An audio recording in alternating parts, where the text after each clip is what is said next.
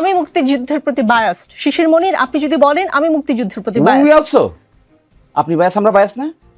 আপনি কি আমরা যখন ডেমোক্রেটিক অ্যাটমসফিয়ারের কথা বলি, আমরা যখন মুক্তিযুদ্ধের চেতনার কথা বলি, আমরা যখন মানবিক সাম্য, মানবিক মর্যাদার কথা বলি, আমরা যখন ডেমোক্রেসির কথা বলি, ফ্রি ফেয়ার এনভায়রনমেন্টের কথা বলি, রুল অফ ল এর কথা বলি, ট্রান্সপারেন্সি অ্যাকাউন্টেবিলিটির কথা বলি, is this not our biasness?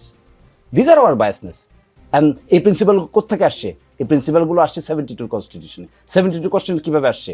From 71-এর পরে নতুন রাষ্ট্র গঠন প্রক্রিয়ার মধ্যে এগুলো প্রিন্সিপাল হিসেবে আইডেন্টিফাই হয়েছে। That we are advocating each and every day with sincerity, with commitment.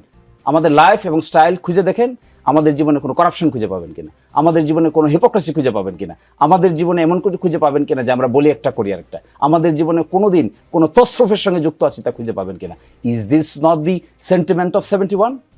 মানবিক সাময়িক মর্যাদার, মানবিক মর্যাদার মধ্যে এগুলো পড়ে না? ট্রান্সপারেন্সি অ্যাকাউন্টেবিলিটি পড়ে না? ডেমোক্রেসি পড়ে না? ফ্রি ফেয়ার এনভায়রনমেন্ট পড়ে না? Liberty, right to life and liberty পড়ে না? That we are advocating for this. তাহলে আপনাকে মুখে মুখে শুধু বললেই কি হবে, না ওয়ার্কগুলো করতে হবে?